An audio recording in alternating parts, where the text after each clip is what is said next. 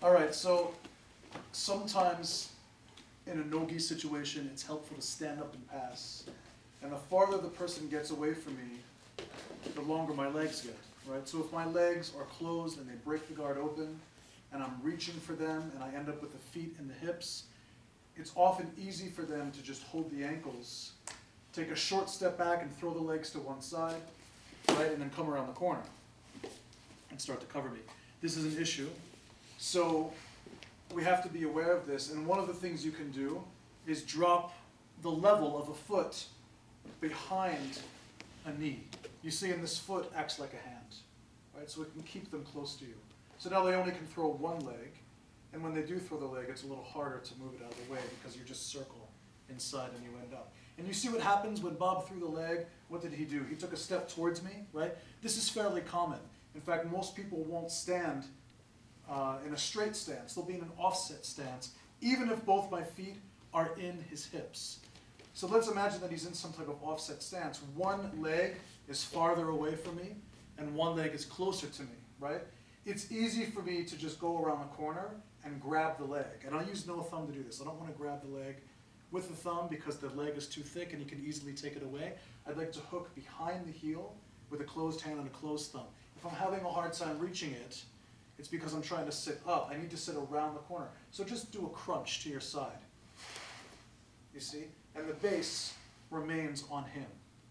Okay, so you just push a little bit with your feet. Whenever you're like this, don't turn your feet up. Turn both your toes out. This way you get maximum coverage on his hips. So your feet become like hands.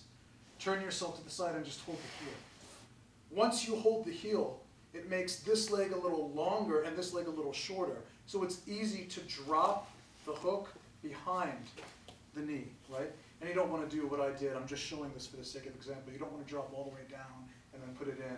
You'd like to circle it straight down and keep the foot flexed right back. So you're giving a little pull here. And now because the hook is behind this leg, and because the hand is behind the heel, when he tries to walk backwards, he brings me with him. You see? And I just stretch the leg, and that's when he starts to lose his balance. And as soon as he loses his balance, I need to sit up on my elbow. It's going to be easiest to sit up on the elbow of the arm you are using to hold, or rather on the side you are using to hold his heel, right? Because that's already closer to the ground. He's going to drag you this way naturally. So sit up to the elbow, sit up to the hand, and then you can just stand up and base, right? And you can look to pass him. This is perhaps best for a street fighting scenario, that you stand up all the way and even leave the situation. Here he is, and he's in an offset stance. He may even be putting a little pressure. He may even be leaning over to try and hit me, right? So if I at all take away the foot, now he can reach my face, you see? So this is dangerous. Keep your feet here. This is the only space between his fist and your face for now. This is what we call stage 4. We've seen it in an earlier lesson, right? And the movement we're doing here is called a basic hook sweep. It's in lesson 28 of the core curriculum. I show it there. You can look at the videos online. Here's the hand that it comes around the corner. If I can't reach, I just curve myself like the edge of a barrel, right, around till I can reach the heel with no thumb. Once I have the heel, I can circle the foot inside and create some tension this way and this way. And as he tries to catch the balance, I just stretch the leg, and he goes. You see, this elbow's naturally on the ground.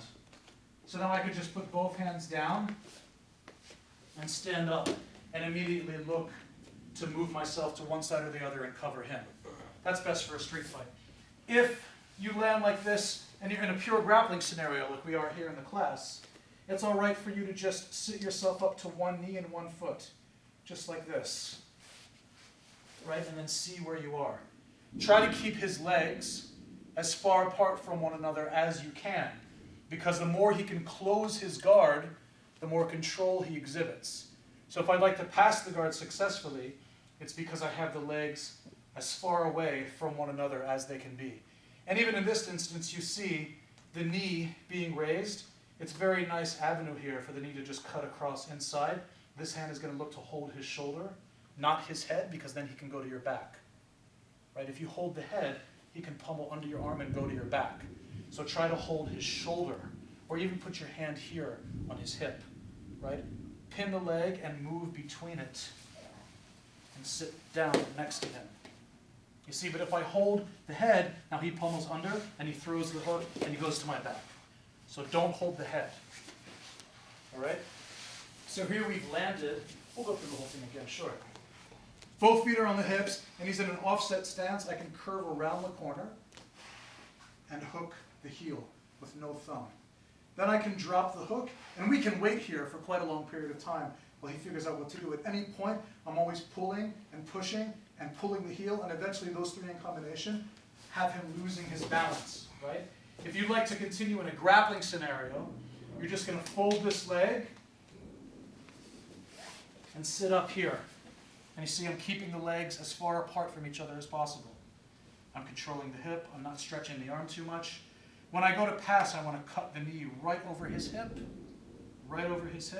and then use the hand behind his shoulder to just sit down next to him. All right? Really simple. Bob's going to do this to me now. The feet are in the hips, and if I'm leaning and trying to punch, he needs to extend the legs, right? And keep my fists away. If he drops even 1 foot off the hip, that's my entry, boom, to get to his face. So keep both feet in the hips. In the meantime, if I give him this offset stance, he can hook the heel, and then he drops the opposite hook behind my knee. This pulls, this pushes, and the hand pulls. Right? Then he folds the leg and sits up. And now he can cut the knee right across the thigh and goes under the shoulder and sits next to me, heavy. Right? Alternatively, when we land, let's go back to just where we landed, right after the sweep. Right? Alternatively, he can just stand up at base. So he folds the leg, both hands go down, he gets away so that he can retreat from the fight. If he doesn't need to engage any further. Make sense? Okay, that's the hook sweep. Let's try this.